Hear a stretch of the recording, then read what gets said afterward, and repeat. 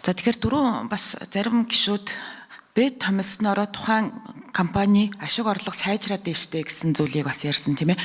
Тэгэхээр тухайн компани ашиг орлого яагаад сайжирсан гэдэг дээр одоо бид нараас үнэлт өгөөд тэр нөгөө нийтийн өмчийн тухай хууль байдгсан ч одоо энэ төрийн өмчийн компаниудын засаглалтай холбоотой асуудлууд дээр бас оруулах хэрэгтэй гэж харж байгаа. Тэгээ саяны мөнхөд туйлчийн хэлснээр нөгөө талд нь хичнээн бас иргэдийн эрх ашиг хохирсон бэ гэдэг тоо бас гармаар байгаа юм тийм ээ. Одоо жишээлх юм бол нөгөө цалин үс одоо гинти ялагдсны өгдгийн тэтгэмжийн дээр аваагүй ч гэдэг юм уу тий. Одоо нөгөө талд нь гарч байгаа хохирлыг бид нар бас яг зохих хэмжээнд дүгнэх ёстой. Яг гэвэл энэ ч одоо өмчийн хамгааллын тухай асуудал яригдж байна. Иргэдийн одоо нөгөө хөдөлмөрлөх эрхийн тухай асуудал яригдж байна тийм ээ. Тэгэхээр бол иймэрхүү тооцоо судалгаанууд ер нь гарч ийн үү? Ер нь тэгж бид нар харьцуулт хийх боломжтой юу? За тэгээд энэ бэд томилсон жишээнүүд дээр одоо жишээл тэр компани засаглалтай холбоотой асуудлууд дээр ямар хууль санаачлагч ажлын хэсгийн 4 номерыг микрофоныг нээ. За орой мэд жаргалан гишүүний асуултанд хариулъя. Ажлын хэсгийн гишүүн Дамбаас өрнө. За мөн энэ дашрамд улсын хурлын гишүүн Лувсан Жамцын мөн асуултанд гүйцээгээд хариулъя.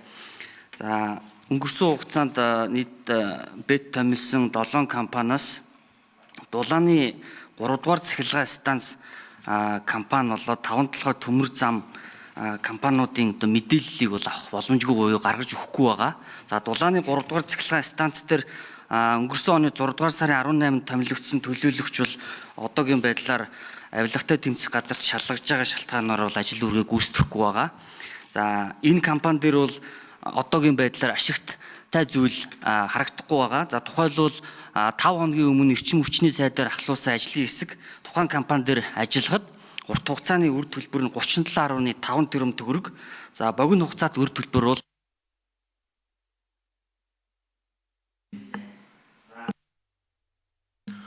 За хариултыг гүйцээ.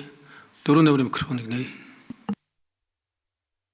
жиг 5 толгой тухай буюу Өмнөг аймагт үйл ажиллагаа явуулдаг 5 толгой компани дээр 10 сарын хугацаанд засгийн газраас бэд томилсон. За энэ хугацаанд бол Монгол улсын нийтдээ одоо экспортлж байгаа нүүрсний хэмжээ бол 2022 онд 27.5-аас 30 сая.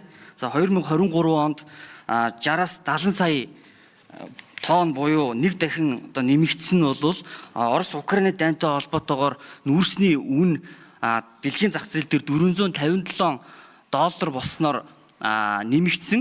Өөрөөр хэлбэл бүрэн эрх төлөөлөгчийн үйл ажиллагаатай хамааралгүйгээр дэлхийн зах зээлд нэмэгдсэн мөн худалдан авагчийн одоо худалдан авах нүүрсний хэмжээ нэмэгдснээр л ашигтай ажиллагаатай харагдаж байгаа. За төгсгөлд нь 5 толгой төмөр зам дээр бол бид нар мэдээлэл авахар оролцсон боловч энэ дээр бол тодорхой мэдээлэл бол өгөөгүй.